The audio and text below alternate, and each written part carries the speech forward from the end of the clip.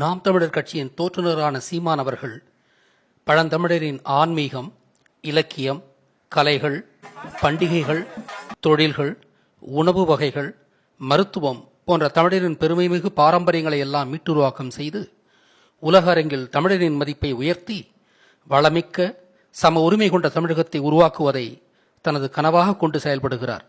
ஆனால் 1000 ஆண்டுகளுக்கு அப்புறமும் ஒரு பச்சை தமிழன் அரியணை ஏறுவதை பொறுக்காத வந்தேரி திராவிட ஆரிய சக்திகள் சீமானின் மீது களங்கம் ஏற்படுத்த அவர் 10 ஆண்டுகளுக்கு முன்பு திராவிட இயக்க மேடைகளில் பேசிய ஒளி நாடாக்களை இப்போது வெளியிட்டு பரப்புகின்றனர். நான் மேலே குறிப்பிட்ட அனைத்து துறைகளிலும் ஈழப்போர் நடக்கும் முன்பு சீமானின் நிலைப்பாடு வேறு, இப்போது அவரது நிலைப்பாடு வேறு. திராவிடம் என்பது தமிழரை அழிக்கவென்றே உருவான கருத்தியல் என்பதை ஈழப்போருக்கு பிறகு நன்குணர்ந்த சீமான் அவர்கள் திராவிட கருத்தியலிலிருந்து முற்றாக வெளியேறிவிட்டார். குறிஞ்சி, முல்லை, மருதம், நெய்தல், பாலை எனும் தமிழரின் ஐந்தனை வாழ்க்கையை நன்கறிந்துள்ள சீமான் அவர்கள் முல்லை நிலம் தமிழருக்கு அளித்த கொடைகளை நன்கே உணர்ந்துள்ளார். முல்லை நிலத்தில்தான் முதலாக அரசுருவாக்கம் நிகழ்ந்தது என்பதால் தான் முல்லை நில மக்களுக்கு கோனார் என்ற பெயர் வந்தது என்பதையும் செங்கோலாட்சி என்ற சொல்லாட்சி முல்லை நிலத்திலேயே உருவாகி இருந்ததையும் நன்கு அறிந்துள்ளார். முல்லை நில தலைவனான கிருஷ்ணன் உலகம் போற்றும் தீர்க்கதரிசி என்பதையும் அவரே கிருதயுகம், திரேதயுகம், துவாபர யுகம், கலியுகம், சத்தியயுகம் எனும் 5 யுக தீர்க்க தரிசனத்தை கொடுத்தவர் என்பதையும் அந்த வகையில் மாயன் காலண்டர் முடிவடைந்த 2012ஆம் ஆண்டோடு கலியுகம் முடிந்து இப்போது கிருஷ்ணன் சொன்ன 5வது யுகமான சத்தியயுகம் தொடங்கியிருப்பதையும் உணர்ந்துள்ளார். இது உண்மைகள் வெளிவரும் சத்தியயுகம். உண்மை வெளிவந்து உண்மை தழைத்து உலகம் அமைதியாயும் வளமாகவும் வாழும் யுகமான சத்தியயுகத்தின் தொடக்க காலத்தில்தான் நாம் வாழ்ந்து கொண்டிருக்கிறோம். தமிழர்கள் மீண்டெழும் போதெல்லாம் உலகில் சத்தியம் தழைக்கும். தமிழர்கள் மீண்டெழுவதின் அடையாளம்தான் சீமானின் நாம் தமிழர் கட்சி. தமிழர்கள் மீண்டெழுவதை தடுக்கும் கலியுக சூத்திரதாரிகள் தான் திராவிடரும் ஆரியரும். எனவே ஆரிய திராவிட கழகங்களால் குழப்பமடையாமல் தமிழரின் மீட்சிக்காக உழைக்கும் நாம் தமிழர் கட்சிக்கு ஆதரவளியுங்கள். மகாபாரத போர் தமிழகத்தின் தாமிரபரணி ஆற்றங்கரையில் ஆதிச்சநல்லூருக்கு அருகிலேயே நடந்தது என்பதையும் தர்மம் வெல்ல நல்ல போர் தந்திரங்களை வகுத்து கொடுத்தவர் முல்லை நில தலைவனான கிருஷ்ணன் என்பதால் அவருக்கு கருத்தினன் என்ற பட்டப்பெயர் வழங்கப்பட்டு அதுவே கிருட்டினன் என்று மருவி இந்த நமது வரலாற்றை திருடிய ஆரியரின் உச்சரிப்பால் கிருஷ்ணனாக மாறியது என்பதையும் சீமான் நன்றாக அறிந்துள்ளார். கிருஷ்ணன் மகாபாரதம் நிகழ்ந்த 5000 ஆண்டுகளுக்கு முன்பு திருவில்லிபுத்தூர் பகுதியில் அரசாண்ட தமிழர்.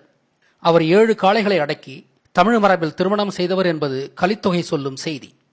இதை நன்குணர்ந்துள்ள சீமான் அவர்கள் செஞ்சியில் 6 மாதங்களுக்கு முன்பு கிருஷ்ணனுக்கு மாயூன் திருவிழாவும் எடுத்தார் என்பதை அனைவரும் உணர வேண்டும். செஞ்சிக்கோட்டையை கட்டியவர்கள் ஆனந்த கோனார், கிருஷ்ண கோனார், கோனேரி கோனார் என்று அடுத்தடுத்து செஞ்சியை ஆண்ட கோனார் மன்னர்கள் என்பதையும் உலகுக்கு பறைசாற்றவே அங்கே மாயோன் திருவிழா எடுத்தார். அந்த நிலத்தை 300 ஆண்டுகளுக்கு மேல் இந்த கோட்டையை கட்டி ஆண்டவன் என்ற அருமை பெரும்பாட்டன் ஆனந்த கோன் மகன், கிருஷ்ண கோன், அவன் மகன் கோனேரி கோன், கோயந்த கோன். நாங்கள் இந்த குலப்பெருமையை இனப்பெருமையை இழந்தோம். இங்கே பேசிய தம்பி கூட குறிப்பிட்டார், கோனில் தான் அரசன், அதை விட உனக்கு என்ன பெருமை இருக்கு, இதுக்கு யாரும் போடுற. எனவே தமிழரின் அனைத்து குலங்களையும் போற்றி மதிக்கும் பண்பாளர் தான் சீமான். தமிழகத்தின் அனைத்து சாதிகளையும் ஏற்றத்தாழ்வில்லாமல் அரவணைக்கும் நாம் தமிழர் கட்சிக்கு அனைத்து சாதியினரும் வாக்களித்து உறுதியான தமிழராட்சி உருவாக பாடுபடுவோம். உண்மையிலேயே கிருஷ்ணனை இழிவுபடுத்தியவர்கள் அவரது கதையை திருடிய ஆரியர்களே.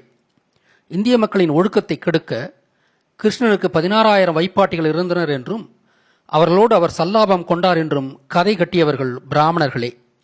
ஆயர் தலைவனான கிருஷ்ணனுக்கு 16000 பசுக்கள் சொந்தமாக இருந்தன என்ற செய்தியை இவர்கள் இப்படி திரித்து கூறினார்கள்.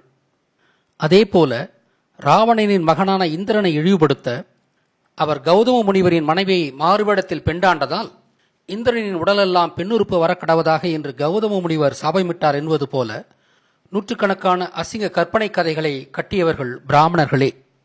எனவே தமிழ் சித்தர்களை அழித்து தமிழரின் ஆன்மீகத்தை களவாடி சிதைத்த ஆரியரின் கட்சியான பிஜேபிக்கு தமிழர்கள் ஒருபோதும் வாக்களிக்க கூடாது.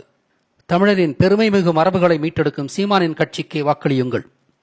நாம் தமிழர் கட்சியை இருட்டடிப்பு செய்வதோடு அல்லாமல் அவதூறும் பரப்பும் ஆரிய திராவிட சக்திகளுக்கு எதிராக தமிழர்கள் அனைவரும் ஒன்றிணைந்து போராட வேண்டும். 10,000 ஆண்டுகளுக்கு மேலான பழமைமிகு தமிழ் ஆன்மீகத்தின் கிளைகளே இன்றுள்ள உலக மதங்கள் அனைத்தும். இதை நன்குணர்ந்துள்ள சீமானவர்கள் அனைத்து சமயங்களையும் தாய்மை உள்ளத்தோடு அரவணைப்பவர். கிறித்துவம், இஸ்லாம் உள்ளிட்ட அனைத்து சமயங்களையும் அரவணைத்து செல்லும் கட்சி நாம் தமிழர் கட்சி. எனவே பழைய காலத்தில் அவர் திராவிட மேடைகளில் பேசிய பேச்சிற்கும் உண்மைகளை உணர்ந்துள்ள அவரது இன்றைய நிலைப்பாட்டிற்கும் சற்றும் சம்பந்தமில்லை. எனவே அவரது ஆதிகால பேச்சை தூசு தட்டி வெளியிடும் ஆரிய திராவிட அழும்பு சக்திகளை நம்பாதீர்கள். நாம் தமிழர் கட்சியை வலுப்படுத்தி 1000 ஆண்டுகளுக்கு அப்புறம் பாவாணர் கனவு கண்ட தமிழை ஆய்ந்திருந்த தமிழர்களால் தமிழகத்தில் தமிழராட்சி மலர உங்களால் ஆன அனைத்தையும் செய்திடுங்கள். நன்றி.